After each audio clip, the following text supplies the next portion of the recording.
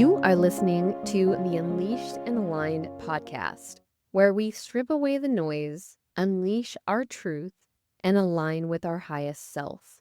I'm your host, Coachfelicia, a life coach, energy guide, and your biggest believer.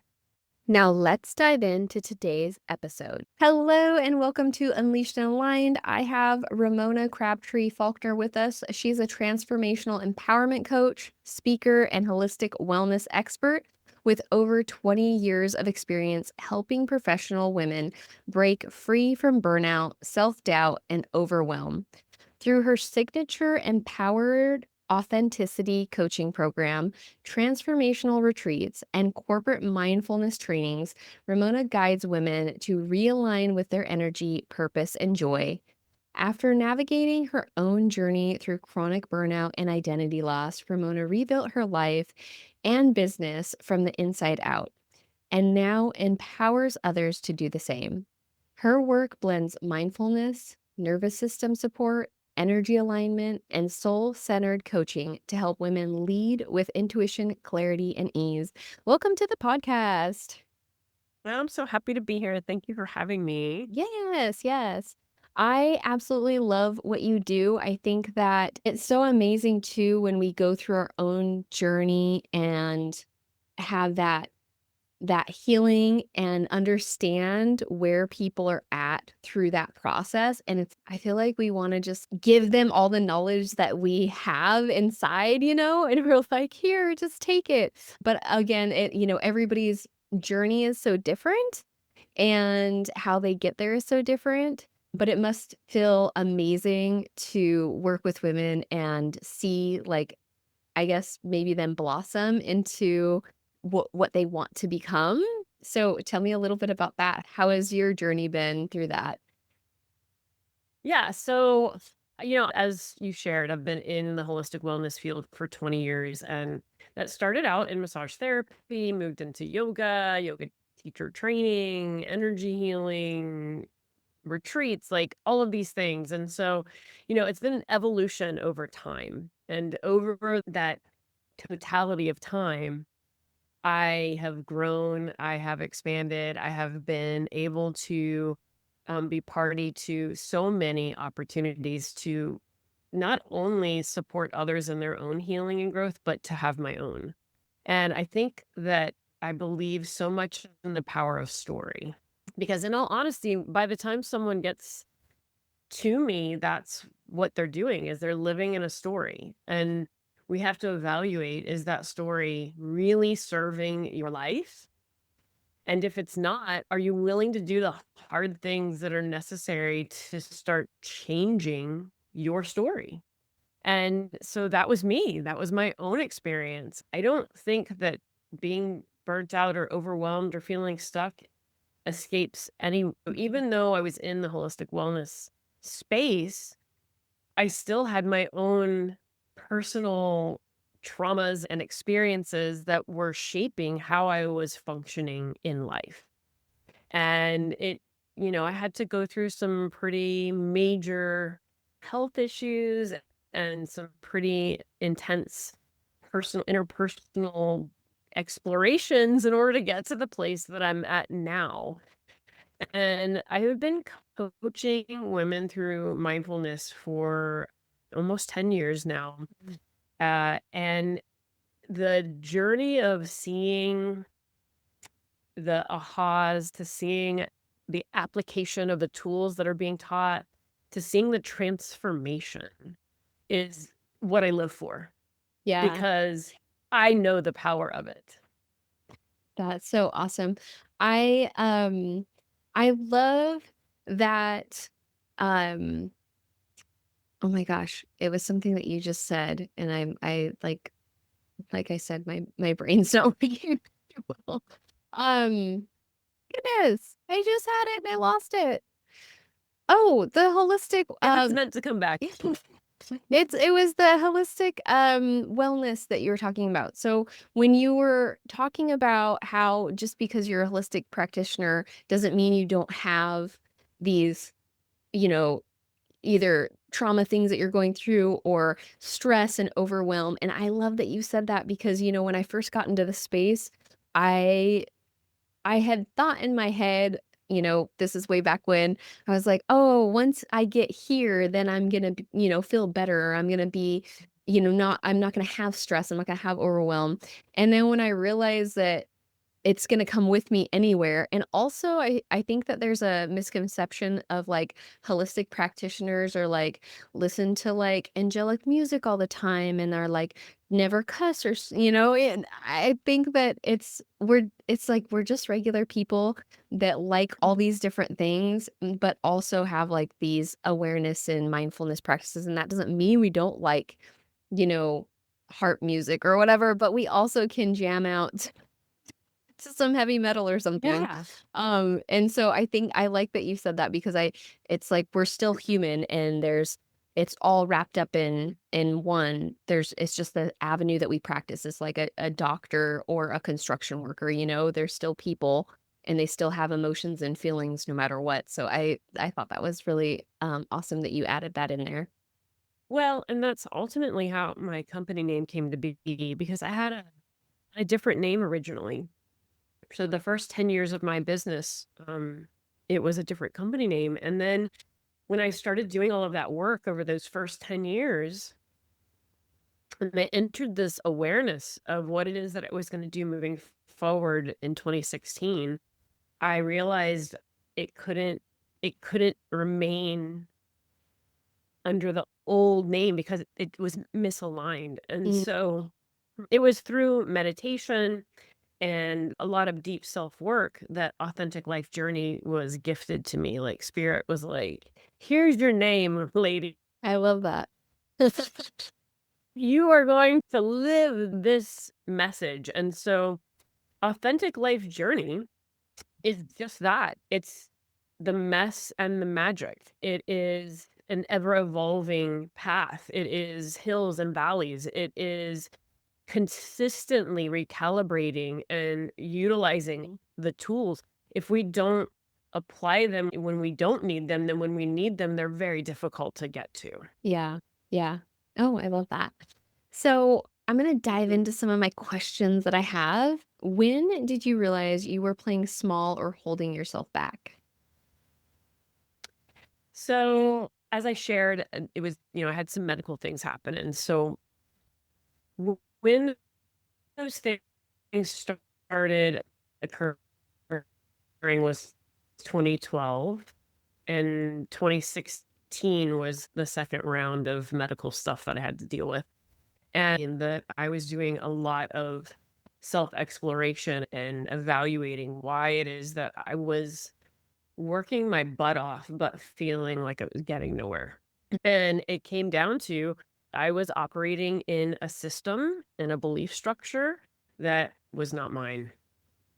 And so it was through that journey of returning home to my authentic self and getting close to my knowing of who I really want to be as a representation of myself in this life. That was where I hit, okay, I'm dealing with imposter syndrome. I'm dealing with perfection issues. Mm, I'm dealing with um pleasing issues. And those were mm. the boxes that kept me operating under those old systems. Wow. And I think that that's something, everything that you described is I feel like so many people can relate to that. It's like the corporate world and outside of the corporate world, but definitely when I was in corporate, I can relate to everything that you're saying.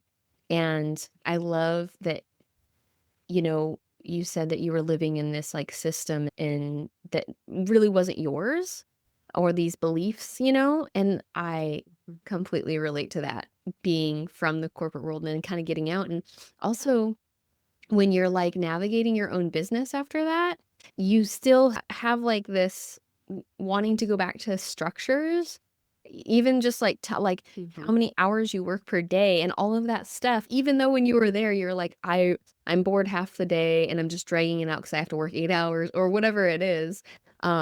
But then when you have your own thing and you start developing your own kinda rules, it's almost hard to, like, get those things out of your head that's been, like, embedded. Well, and there's a reason for that because from the anatomical perspective, We have grooves that have been created in the brain, and we're just naturally following that groove. Yeah. So how do we change that? We have to create a new groove. Yeah. It's where these practices and tools that are taught start to help empower someone to create a new pathway. I had a client this last week share with me there was an issue that came up, and it was very challenging, and they were using the tools. They were doing the meditation, they were breathing, they were journaling, they were allowing the emotions that were coming up to show up. And then they found the answers underneath the chaos of what it is they needed to do. And then they were able to address those things.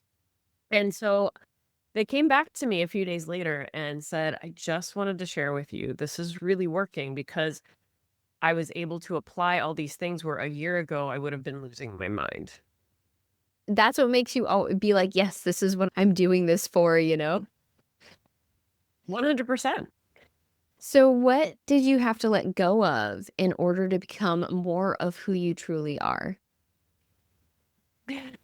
Expectation, hustle, living under someone else's ideals of what Mm, was good and right for me. I had to let go of the need to make everyone happy. that's a big And one. when I did that, it was, yeah, yeah. When I started really letting go of those things and setting boundaries with where I'm putting my energy, how I want to utilize that energy, and ultimately accepting that I was going to make some people unhappy with those choices, it was liberating. There was Mm, freedom on the other side of that because then I was able to really honor what was good and right for me. And I'm talking about systems all the way back to my childhood of like, this is how you believe spiritually. And mm. I was like, nope, that's not for me anymore. And I had to accept so much backlash when I said no. And at the end of the day, it was absolutely the right decision for me. And Without that, I couldn't do the work I'm doing now. yeah, exactly. I'm curious, if it's a person that's listening right now that is so deep, I think this goes for a lot of women, deep in like that people pleasing where they're like, no, I have to do this. This is just like, I have to do XYZ. I'm always burnt out. I'm always running around. But this is what I have to do in order to maintain the structure of the household Yep. and things like that. What advice or what, like, little nugget could you say to that person? This is what I'll say to you about that.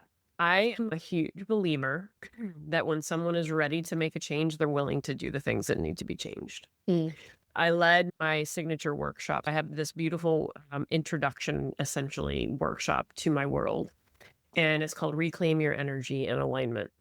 I was sharing it with a small group at a business that I was invited into and hosted. And all three of the participants were giving me all the reasons why everything that I was suggesting could never work for their mm, life. And I found myself in a position where I was like, oh, okay, so we're in a room of resistance. So, how do we navigate resistance? Well, we have to ask ourselves, do I want to stay here? So, mm. this is the stuck piece of the overwhelmed, burnt out, and stuck. I am stuck in a belief structure that I cannot make a change because if I do, it's going to blow everything Mm. up. So this is what I say. I'm not asking you to blow everything up. I'm asking you to make one change. One change. And that one change could be that I'm going to breathe more, that I'm going to take a breath before I answer the question that's being asked of me and ask myself, is this really a yes? Instead of just saying yes. Yeah. So again, these changes are never going to happen all at once, but there has to be one change that opens the door to the possibility. When your mindset is trapped in a belief structure that nothing can be done about where you're at, the only ones having you stuck is you. Yeah, yeah, exactly. We have to take ownership of that. We have to take ownership that we are the one that is keeping ourselves stuck.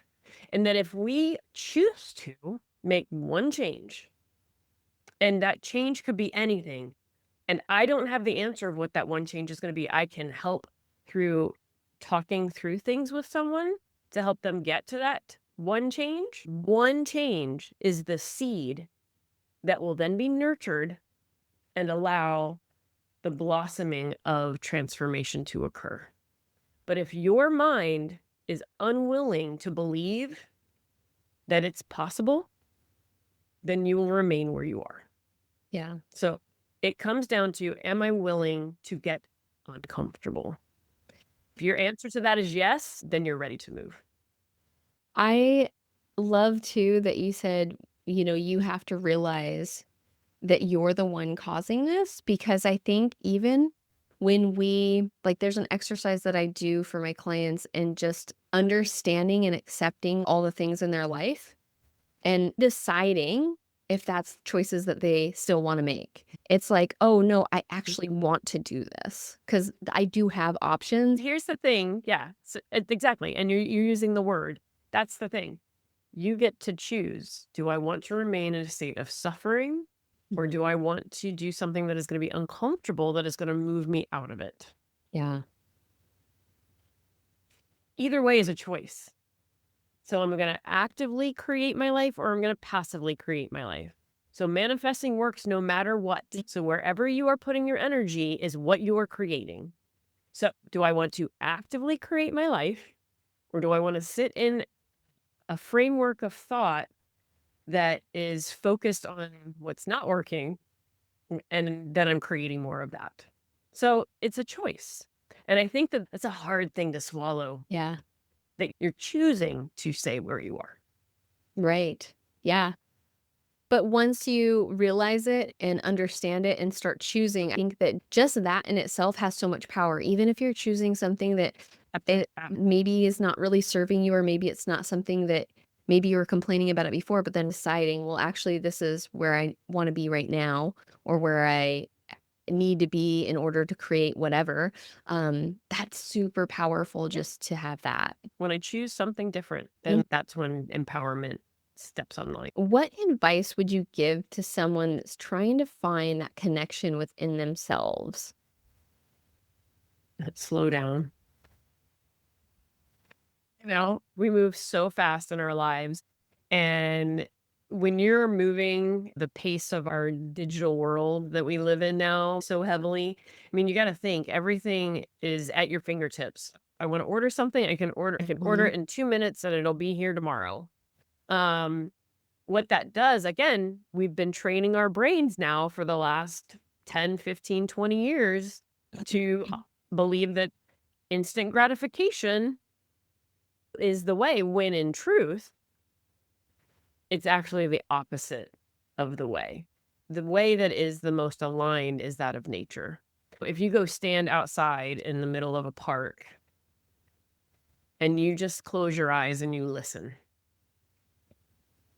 and you feel that downshift that happens in your body when you're grounding, when you're really listening to the wind move through the leaves, when you're really feeling the earth beneath your feet, when you're experiencing the wind coming and touching your skin, and you're hearing the sounds of the birds or the squirrels or whatever animals live in your region, doing their thing Yeah. in that environment. It's peaceful. It's inviting. My favorite place, my most spiritual place, is the beach. So if I go sit on the beach and I'm just listening to the waves crashing into the ocean, and I'm hearing the seagulls singing their songs and the sandpipers running around, digging up in the dirt, and I watch the dolphins swimming along the shore, and I'm watching the sun dip into the ocean, like that is my sanctuary. And when I am at my limit, which, in full transparency, I've had a bit of a situation that I've been navigating for the past month, and I'm continuing to navigate at least for another month. And I'm okay with it because I know that I can give myself space. I can say, okay, I'm going to take this weekend and I'm going to go to the beach and I'm going to reset, or I'm going to go for a walk down at the lake down the street from my house. I give myself that space Yeah. to make sure that even though everything is feeling like it's go, go, go, I'm also giving myself the time that I need so that I have the resources to not pour from my cup, but to pour from my saucer because I'm overflowing with care for myself. That's where I find when we can really just slow down and remind yourself that, okay, so what is it that I need to let go of that will give me the space to slow down? Sometimes that means I'm not going to vacuum the floor this week. Sometimes it means that I'm going to let that go so I can go and take a walk. And that's not always easy to do. Yeah. But the reality is it's balance, right? Yeah. Having a really rigid schedule keeps you from having the space to have some flexibility. By slowing down and gifting yourself time to slow down, sometimes that slowdown is just sitting in your car for 5 minutes before you walk into a meeting, breathing and taking a few deep breaths and recentering yourself. Sometimes it's when somebody asks me a question, hey, can you do this XYZ? My response is, I'm going to need to get back to you on that. I need to evaluate my schedule to make sure that that will work for me. And that's something I had to learn to do because I was Johnny on the spot. Oh, a text message came in. Let me respond to it. Yep. Let me get it done. Let me move on to the next thing. And now I have set a boundary where I need you to email me that. So I've been working on setting up a workshop with a business here in town, and they're like, oh, can you send me this and this and this? And I'm like, can you email it to me? Because I'm not going to recall it tomorrow. So email me what you need and you'll get it back. And that's my boundary. Mm-hmm. I know that if I don't do it that way, I'm not going to get it done. So that's my way of slowing the rhythm down. Many ways to slow down. Yeah, there is. And two things I want to say is I don't know if anybody else completely had the visualization when you said the nature and the park and the ocean. And I was like, wow, I like literally had the vision in my head and I could picture everything. And it was like, I kind of felt a little meditative right there. I was like, oh yeah, keep going. So that was awesome. I am a Gemini, so that's my thing with words. So I like to use words that are going to take somebody there. Yes, I love it. And I like what you said about just like the email and like, you know, kind of where you used to be like rush, rush, rush, because I was like that before in my business. And it sounds counterintuitive, but when I stopped planning my schedule so rigidly and I was like, doom, doom, doom, doom, doom, like I had things every hour and I just allowed myself space between, I got more done and I felt better. And it's just like things just flow better. And now I block out time to literally give my space to like meditate and think. Because before I was like going, oh, I'll think when I'm doing this project, but it is actually hard when you're trying to implement things and also see the big picture. And so taking that space and that time, even just for a walk to like review the things that you're doing or whatever, it's I think that that's an amazing thing. And I definitely think that it's hard when you're wired to do and being in that masculine energy to really realize that when you do slow down and when you do give yourself time, you do seem to get more done. Well, and that's the misnomer, right? So we're supposed to be all go and no rest, and that's where we get into these states of burnout. We get into these states of overwhelm. Is that the natural rhythm is action and rest. That's balance. The yin and yang sign has a dot of each in the other for a reason, because we cannot have one without the other. So we have to learn to integrate both. And that to me is the balance point. Now, I swung at one point in time all yin, and that wasn't getting me anywhere either. So you're out of balance either way. You're either too much action and not enough rest, or maybe too much rest and not enough action. So the balancing act is allowing the scales to shift up and down from one side to the other. And when we really learn to do that, that's a lot of what I talk about in my programming is that we are duality. And so we have to invite that duality in instead of only living on one side of it and then wondering why we're out of balance. Yeah, I love that. So true. So it kind of sounds like my next question, it kind of sounds like maybe you touched on it, but if anything else comes up, feel free to elaborate. But when you feel stuck or disconnected now, what do you do to realign?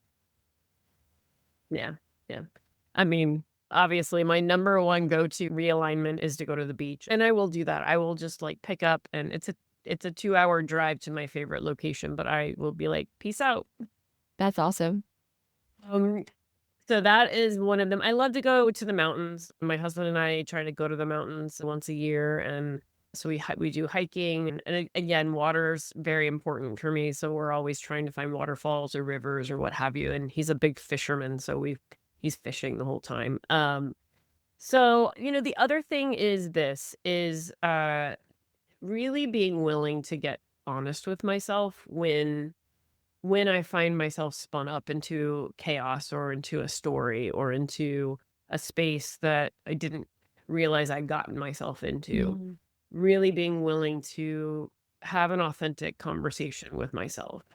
And that's a lot of what I teach in my programming is that you are developing a personal relationship with yourself. That is what these tools are about, is for you to be so interconnected with your higher knowing and with what is in alignment for you in your life instead of just doing because that's what you have to do. And mm, that does not mean that we do not have times that we're triggered into a chaotic experience.